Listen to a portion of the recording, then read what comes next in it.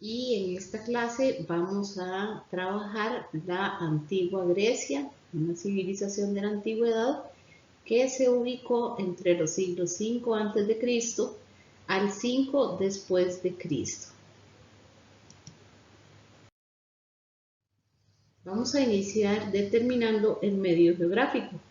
¿Cuál es la ubicación de esta civilización antigua? Podemos iniciar por mencionar que se ubicó en la península de los Balcanes, en las costas de Asia Menor y las islas del mar Egeo. Su territorio se puede dividir en 3 regiones. Tenemos como primer región a mencionar la Grecia continental, donde podemos mencionar la isla del Peloponeso, la península del Peloponeso, la península de Ática y las regiones de Etolia y Tesalia. La segunda región importante que debemos mencionar es Grecia insular y está conformada por las islas del mar Egeo. Y la tercera región que podemos mencionar sería la Grecia jónica, que serían las costas de Asia Menor.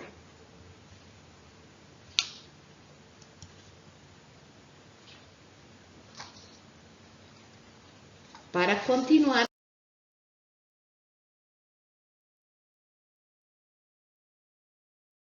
vamos a mencionar el clima que predominaba en la antigua Grecia, siendo este clima bastante variado.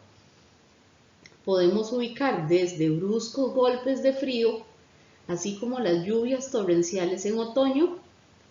Por lo general, su clima es atemperado gracias a la influencia de sus mares, lo que permitió a sus habitantes llevar una vida al aire libre, bajo un cielo brillante, claro y limpio. Podemos mencionar también que el espacio griego está rodeado por muchos kilómetros de costa. El contacto tan próximo con el mar, haciendo énfasis en que ningún punto dista de más de 65 kilómetros del mar o está a más de 2 días de camino a pie, y la existencia de buenos puertos naturales permitió hacer del mar un espacio esencial para la vida de los griegos, pues la pesca era muy importante para ellos y pronto lo sería también para el comercio por las rutas marítimas.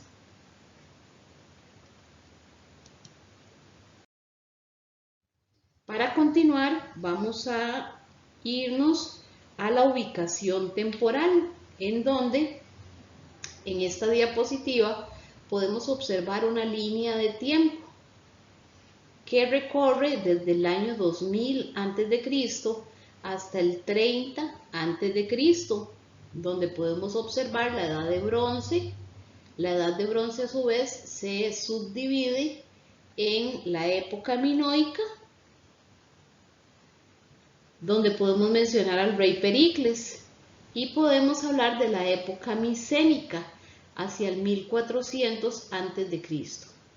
Tenemos una edad oscura que inicia en el 1200 a.C.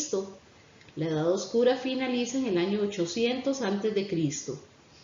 En esta edad podemos ubicar lo que fue la guerra de Troya y podemos ubicar en cuanto al arte y a la literatura exponencias muy importantes como Homero con la Ilíada y con la Odisea.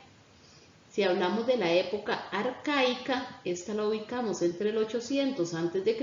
y el 500 a.C. Por acá podemos ubicar las primeras Olimpiadas o los primeros Juegos Olímpicos. Por acá se da la formación de las polis también. Y podemos irnos hacia la época clásica, donde, si hablamos de la época clásica, la ubicamos entre el 500 a.C. y el 350 a.C.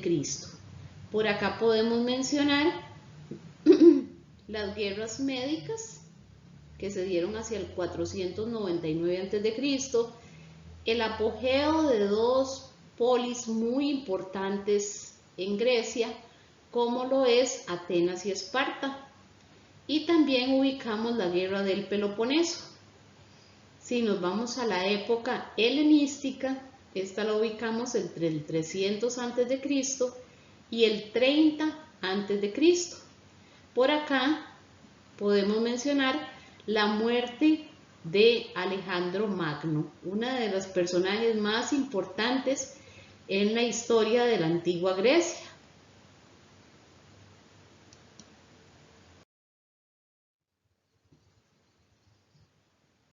Si hablamos del aspecto sociopolítico en Grecia, es importante mencionar lo que fue la formación de las polis. Estas dos importantes polis, como lo es Atenas y lo es lo es Esparta. Entre estas dos polis se destacan aspectos históricos muy importantes de la antigua Grecia. En la imagen podemos observar cómo era una polis y todo lo que tenía este espacio geográfico, donde podemos ver las acrópolis, los templos, al fondo podemos ver el teatro, podemos ver el ágora, un centro muy importante dentro de la civilización griega, y su formación, su civilización, las actividades económicas enfocadas a la navegación y la agricultura. Y podemos decir que los primeros griegos se organizaban en clanes familiares. Con el tiempo los clanes se aliaron y formaron comunidades. Aunque estaban separadas entre sí debido al relieve montañoso de la región, se puede mencionar que esto favoreció que se convirtieran en territorios independientes, con gobierno independiente y ejércitos propios. En griego antiguo, esas poblaciones eran llamadas polis. Pese a compartir esencialmente el mismo espacio geográfico, lengua y cultura, la organización política de las polis era muy diversa, incluyendo un amplio abanico de sistemas de gobierno que abarcaba desde la tiranía hasta la democracia. De esta civilización es de donde podemos partir con respecto a lo que es actualmente la democracia y el concepto de ciudadano, que le otorgaba derechos a algunas partes de la población o a algunos personajes o sujetos de la población. Acá podemos ver las diferencias al comparar Esparta y Atenas, dos de las más importantes. Cabe mencionar que Esparta era gobernada por reyes, a sus habitantes se les educaba para la guerra, por lo que debían ser fuertes y hábiles en el manejo de las armas. Incluso a las mujeres se les enseñaba a luchar igual que a los hombres. Ellas tenían derechos y libertad para elegir a sus esposos. Por su parte, en el caso de Atenas, los gobernantes eran elegidos por el voto de los ciudadanos. De ahí podemos partir en el hecho de la democracia. Los hombres no eran educados para la guerra. Las mujeres, cabe mencionar, que no iban a la escuela y solamente podían salir acompañadas de sus familiares. Y además no tenían derechos políticos. Aunque las ciudades-estado, como se le conoce a estas polis, eran independientes y continuamente se enfrentaban, también se unían cuando eran atacadas por enemigos comunes. Eso es un factor importante de la antigua Grecia, que a pesar de ser ciudades-estado independientes, si tenían algún enemigo que les estaba atacando, se unían para combatir juntas a cualquier peligro que les acechara. En el caso de Atenas, en un inicio, el gobierno de Atenas estuvo en manos de los nobles o eupátridas, que eran personas de buen linaje. los cuales podían formar parte del arcontado, que eran los magistrados, y el areópago, que era el consejo que dictaba e interpretaba las leyes. Durante el siglo VI a.C., varios reformadores políticos limitaron el poder de los nobles. Entre estos reformadores podemos mencionar a Dracón, que puso las leyes por escrito para frenar la arbitrariedad de los nobles. Otro personaje importante o reformador político fue Solón, que eliminó la esclavitud por deudas. Creó la asamblea, conocida con el nombre de eclesía, en la que participaban todos los ciudadanos. El areópago y el arcontado quedaron reservados para las clases más ricas. Y otro reformador importante sería Clístenes, que al final del siglo VI a.C. estableció igualdad de derechos para todos los ciudadanos, sin importar incluso su riqueza. Estos se distribuyeron en 10 grupos según su lugar de residencia. La sociedad ateniense estaba formada por ciudadanos, que eran hijos legítimos y varones de padres ciudadanos, y participaban además en el gobierno de las polis. Si hablamos de los metecos, eran los extranjeros, hombres libres de otras ciudades. Estos podían participar en ceremonias religiosas, fiestas, así como en el ejército, pero tiene que quedar muy claro que no podían participar en la política. Si hablamos de mujeres y niños, no tenían derecho a la ciudadanía. Y cabe mencionar, y muy importante, el ámbito de la esclavitud. Tanto en Atenas como en Grecia en general, esta era una de las características esenciales. De esta forma, la principal división de la sociedad se hace entre hombres libres y hombres esclavos. Estos carecían de todos los derechos y además tenían como encomienda realizar las tareas agrícolas y domésticas, artesanales y mineras. Si hablamos en la parte política, Atenas tenía una serie de leyes y asambleas que conformaban su área política, entre ellas la Asamblea Popular, que estaba formada por unos 40.000 ciudadanos que votaban por las leyes, poseían tierras y tenían derecho a opinar. En esta asamblea se elegían 10 estrategas encargados del ejército y aplicar las leyes. También se elegían los bule o consejos, que estaban conformados por 500 ciudadanos que preparan las leyes, y el último, el Tribunal Popular de los Eliastas, conformado por unos 6.000 jueces. Eso correspondiente a el aspecto sociopolítico de la polis de Atenas. Ahora vamos a mencionar algunas características de la polis de Esparta. Los espartanos eran una sociedad militarista en la que los niños eran entrenados para ser guerreros. En un principio, el gobierno de la ciudad estuvo en manos de 2 reyes, cuyo cargo era hereditario.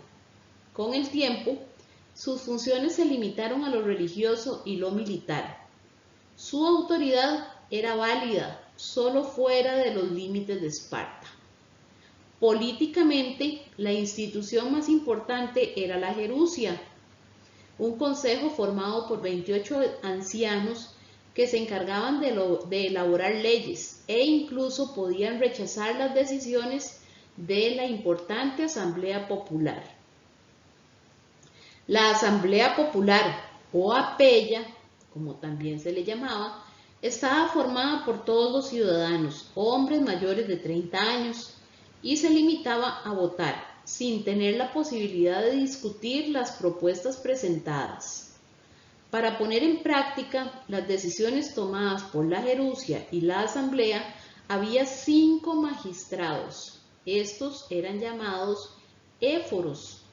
Estos controlaban las actividades de todos los ciudadanos y supervisaban a los reyes.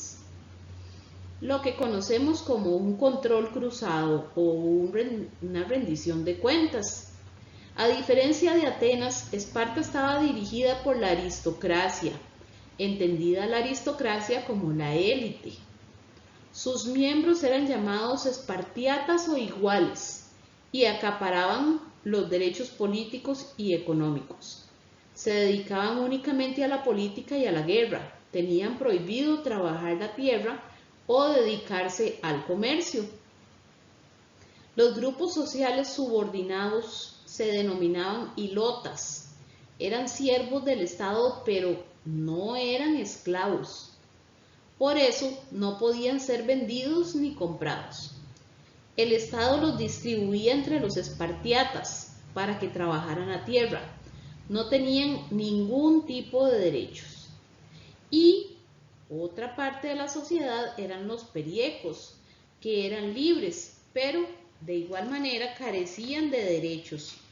Se dedicaban a la industria artesanal, al comercio y al cultivo de la tierra. Y también se encontraban los esclavos. Estos eran considerados mercancías.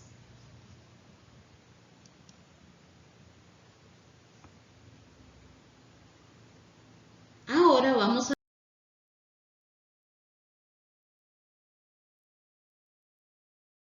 mencionar un poco lo correspondiente a la religión con respecto a Grecia. Este es un aspecto muy particular con respecto a los griegos. Se caracterizó por tener tres características, valga la redundancia, muy importantes. La religión griega era politeísta, antropomórfica y panteísta. ¿Pero qué significa esto? Politeísta. Era politeísta porque rendían culto a muchos dioses. Creían que los fenómenos de la naturaleza, como el sol, el aire, el mar, entre otros, habían sido creados por unos seres superiores que tenían su morada en el Olimpo, a los que llamaban dioses.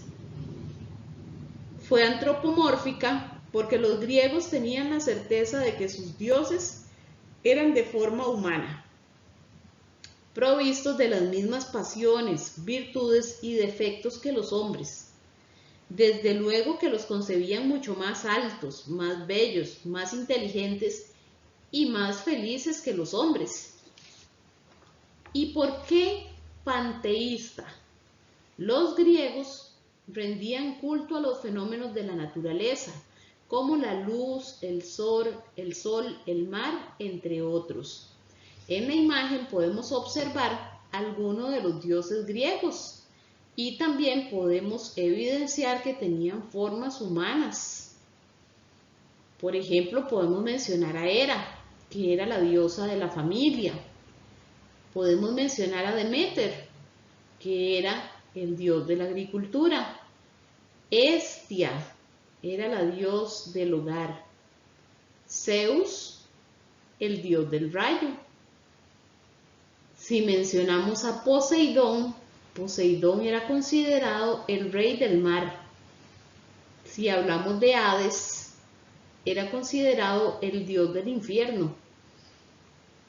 Tenemos a Dionisio, que Dionisio era el dios del vino, una bebida muy importante para la civilización griega. Cuando mencionamos a Hermes, Hermes era el dios al que rendían culto en cuanto al comercio. Afrodita era la diosa del amor. Tenemos por acá a Hefesto, que era el dios del fuego. Por otro lado tenemos a Ares, que era el dios de la guerra. Artemisa era la diosa de la caza. Apolo, el dios de la belleza.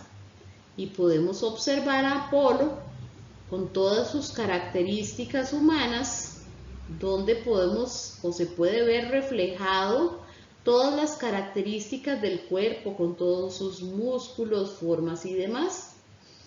Y por último podemos mencionar a Atenea, que era la diosa de la sabiduría para los griegos. Estos solamente figuran como algunos de los dioses importantes que tenía la antigua civilización griega.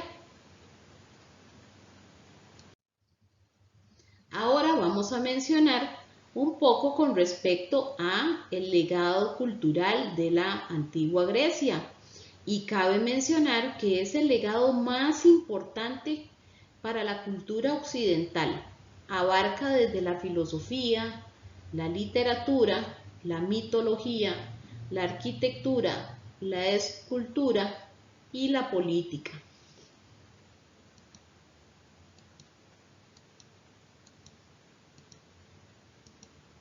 Podemos mencionar en el ámbito de la filosofía, se liberaron las concepciones religiosas para iniciar la búsqueda de respuestas a todas las preguntas que inquietaban sobre el universo. Entre ellas tenemos algunos representantes muy importantes y que hoy día son muy reconocidos. Sócrates, por su parte, decía que la virtud solo se puede alcanzar por el conocimiento. Platón expuso sus teorías idealistas sobre el hombre y la sociedad en sus obras La República y las Leyes. Y Aristóteles planteó un método que guiara las actividades del hombre al desarrollo de las ciencias. Su lema fue: haciendo se aprende. Si nos referimos al campo de la ciencia, tenemos que mencionar a Demócrito, que expuso que el universo se compone de átomos en constante movimiento. En la medicina, Hipócrates expuso que las enfermedades provienen de causas naturales. En la astronomía conocieron las causas de los eclipses. Si nos referimos al campo de las matemáticas, es importantísimo mencionar para relacionarlo con lo que se aprende en el ámbito de las matemáticas hoy día, los teoremas de Tales de Mileto y de su alumno Pitágoras. Todavía hoy se aplican y tienen vigencia. La escuela pitagórica planteó la esfericidad de la Tierra y Eratóstenes, por su parte, calculó su circunferencia con bastante aproximación, observando el ángulo de la sombra del Sol en un pozo. Si nos referimos al campo de la literatura, por acá tenemos que destacar dos obras muy importantes que hoy día también se encuentran entre el plan de estudios del Ministerio de Educación cuando estudiamos este tipo de civilizaciones. Podemos decir que la literatura griega es un referente permanente para los escritores occidentales. En la antigüedad se estudiaba la división antigua, valga la redundancia, de los géneros líricos o de los géneros literarios en épica, lírica y teatro. Para la literatura moderna son referencias la poesía de Píndaro, Anacreonte y Safo, así como las importantes obras épicas de Homero, conocidas como la Ilíada y la Odisea. Si hablamos del arte o nos referimos del arte, este es un importante exponente. El arte griego evolucionó desde la simplicidad inicial hacia el progresivo perfeccionamiento técnico. Las estatuas del periodo clásico presentan imágenes más sonrientes, más naturalistas y sinuosas que las arcaicas. Cuando hablamos de la escultura, se desarrolló ampliamente en torno a los templos, considerado morada de un dios, e incluía una estatua o incluía su estatua.